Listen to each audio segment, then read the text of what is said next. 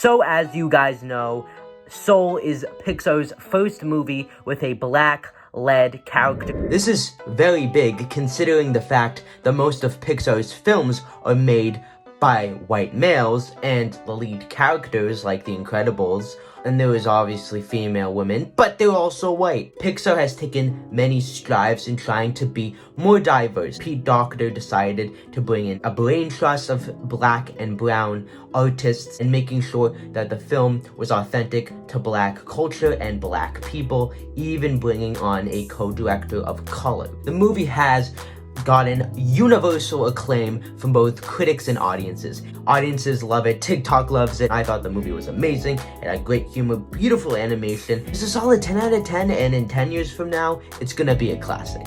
However, like every movie that has come this year, the left, which I am proudly part of, has decided to either cancel or give it a pass. They've kind of been in the middle. Twitter users and 2 articles from Insider and Gizmo have criticized the film for not having good representation, with one article saying, "Soul feels like Pixar's first black movie made with white people in mind." And so, I am left wondering, do I agree with these 2 articles? Normally, I would, but in this case, I don't. So in today's video, I'm going to be explaining and breaking down the criticisms.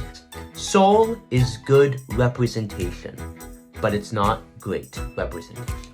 So, one of the biggest criticisms is that Joe, a man of color, is basically turned into a blob creature, which is a very dangerous trope that has happened to a lot of black-led animated films, and Joe does go back into his body around 40 minutes into the film. Tina Fey is in Joe's body, and Joe is in the body of a cat. But people say that it seems a bit insensitive that a white woman is in a black man's body and a black man is in a cat. And the article says that it kind of becomes a white savior movie.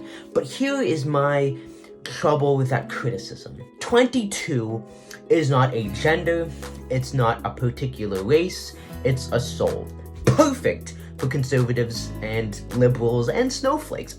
I feel like with both articles, they are kind of, I feel like, looking too much into / overreacting to the character of 22. Understand that Tina Fey, a white woman, plays 22, and there's a whole tongue-in-cheek joke that, 22 uses the voice of like a middle-aged woman, and the sequence that we see, 22 says, "I can be a baby, I can be an old man, I can be whatever I want to be, I can be whatever gender, whatever race, I can be whatever I want to be." So in the context of the film, it's not insensitive.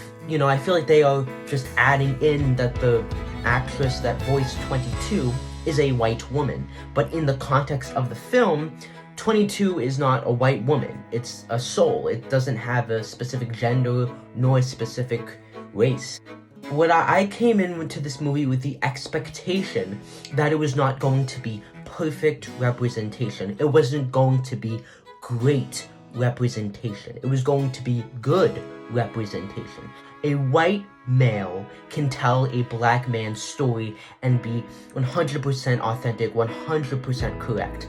It's virtually impossible. In fact, it is impossible. Now, if Soul had been directed by solely a black man, the movie would most likely not have had Joe become a soul and would have most likely just focused on him as a character. I can see that Pixar legitimately tried to make this as authentic and as non-offensive as possible. In the behind-the-scenes documentary that they put out on Disney+, I've never seen so many black and brown artists, producers, writers, and directors on an animated film. Truly, I was blown away and I was so surprised, and I actually saw, wow, Pixar took action and actually got people of color to work on this film. A lighting designer to make sure that the characters of color's skins and hairstyles were lighted the specific way they were supposed to be.